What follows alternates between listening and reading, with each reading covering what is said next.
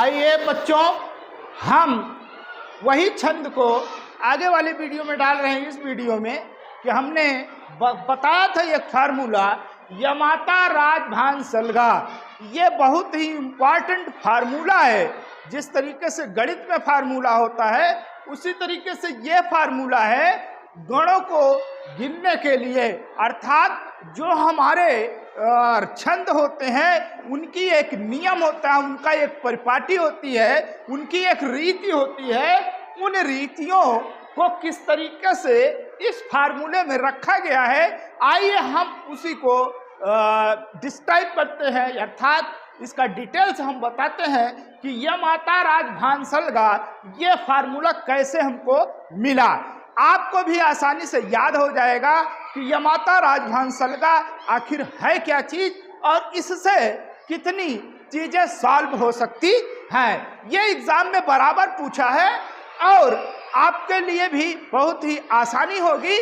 तो आइए हम इसको समझते हैं कि यमाता राजभान सलगा का क्या मतलब है। जैसे कि मैंने पहले वाले वीडियो में बताया था कि 8 गण होते हैं। गण मतलब समूह होता है, अर्थात शब्दों का अक्षरों का समूह जिसमें 3-3 अक्षर होते हैं उनको हम गण कहते हैं। अर्थात 3 अक्षर का जो समूह है वो गण कहलाता है और उनकी गिनती जो है हम ऐसे में करते हैं।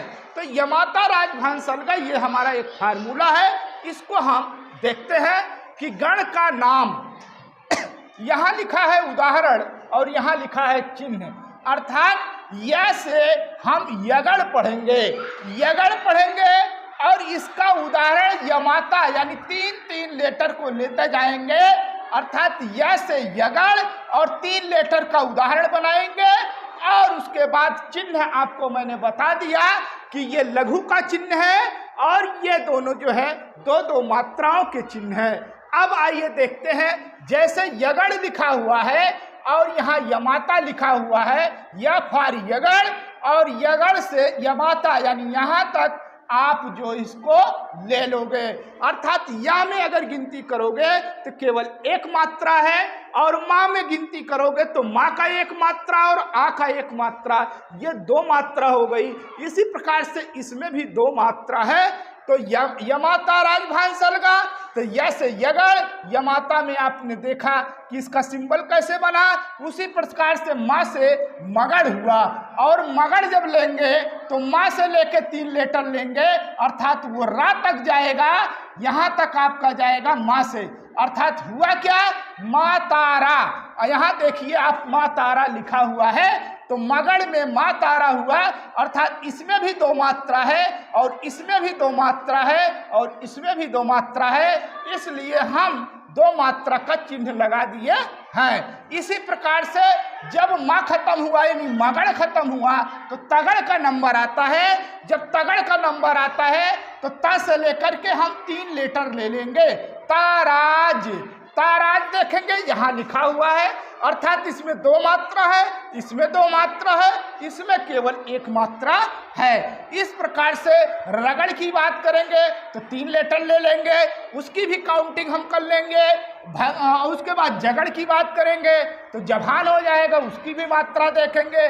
भगड़ की बात करेंगे तो भगड़ से आप 3 लेटर लीजिए तो भानस हुआ, तो भगड़ का उदाहरण भानस है। और इसकी मात्रा जब काउंट करेंगे तो यहाँ 2 मात्रा है, यहाँ 1 मात्रा है, यहाँ भी 1 मात्रा है। इस प्रकार से इसका सिंबल इस प्रकार बनेगा। तो आइए, ये आपने जान लिया यमाता राजभान सलगा का उदाहरण चिन्ह आपने अच्छे से पहचान लिया होगा। अब जब भी हम पढ़ाएंगे या इसकी ज़रूरत पड़ेगी तो आपको पहचानना होगा कि कहाँ रगड़ है, कहाँ सगड़ है, कहाँ नगड़ है, कहाँ भगड़ है। इस तरीके से आपको जानना जरूरी है। तो आइए हम छंद के भेद के बारे में जानते हैं। जहाँ इनकी ज़रूरत पड़ेगी तो इनकी ज़रूरत जो पड़ती है वो खास करके वर्णित छंदों में पड़ती है और हमारे मात्रिक छंद में नहीं पड़ती। आपको ध्यान रखना है कि वर्णित छंद ध्यान रखना है। बाकी मुक्त छंद जो होते हैं उनसे भी कोई लेना देना हमारा नहीं है। हम आपको मात्रिक छंद और वाणिक छंद इन दो छंदों के बारे में बताएंगे। वैसे छंद के 3 भेद होते हैं, ये आप अच्छे से जानते रहिए। या एग्जाम में कभी कभी 3 ना दे करके 2 ही दिया है तो भी आपका आंसर वहां पे 2 भी ठीक होगा, लेकिन अगर 3 दिया हुआ है तो आपका 3 बेस्ट आंसर होता है। इस प्रकार से जब भी छंद के भेद के बारे में पूछे कि छंद के कितने भेद होते हैं तो आप 3 भेद बताइए। अगर 3 ना दिया हो तो कम से कम 2 भेद बताइए। इस प्रकार से आप इसको जानते रहिए। तो मात्रिक छंद की बात करेंगे। ये कंपटीशन में कई बार पूछा है, हमने भी कंपटीशन दिया था तो उसमें पूछा था कि मात्रिक छंद क्या होता है। अगर मात्रिक छंद आप जान रहे हो तो क्वेश्चन आसानी से कर जाओगे। ठीक, तो आइए हम बताते हैं मात्रिक छंद क्या है। तो मात्रिक छंद की बात करें तो मात्रिक छंद जो होते हैं उसमें मात्राओं की गिनती की जाती है। अगर मात्रा की गिनती आप सही ढंग से कर लेते हो तो आपको मात्रिक छंद के बारे में नॉलेज हो जाएगा। अर्थात मात्रिक छंद की गिनती के लिए भी वही सिंबल है, अर्थात 1 2 1 2 यही सिंबल रहते हैं। लेकिन जो मात्रिक छंद होते हैं वो एक तरह से अलग होते हैं। उसमें गण या वाणिक छंद की बात नहीं की जाती। मात्रिक छंद में केवल मात्रा की गिनती की जाती है, जबकि वाणिक छंद में वर्णों की गिनती की जाती है। इसी प्रकार से जो हमारी परिभाषा है मात्रिक छंद, जिनमें मात्राओं की गिनती होती है वह मात्रिक छंद है। जैसे दोहा, दोहा जो होता है हमारा वो मात्रिक छंद होता है। सोरठा जो होता है वो मात्रिक छंद होता है। इसी प्रकार से चौपाई मात्रिक छंद होती है। और चौपाई भी होती है, जिस तरीके से चौपाई है उस तरीके से चौपाई भी है, लेकिन उसमें मात्रा की गिनती कम होती है। आज इस प्रकार से आपने मात्रिक छंद के बारे में जान लिया। अब इसके बाद अगर आपकी वीडियो लेकर आएंगे तो आपको वर्णिक छंद के बारे में बताएंगे। फिर आपके अलग अलग पार्ट, दोहा क्या है, सोरठा क्या है, चौपाई क्या है, उनकी भी गिनती करके हम आपको बताएंगे, जिससे आपको हिंदी की अच्छी जानकारी आपको प्राप्त हो जाएगी।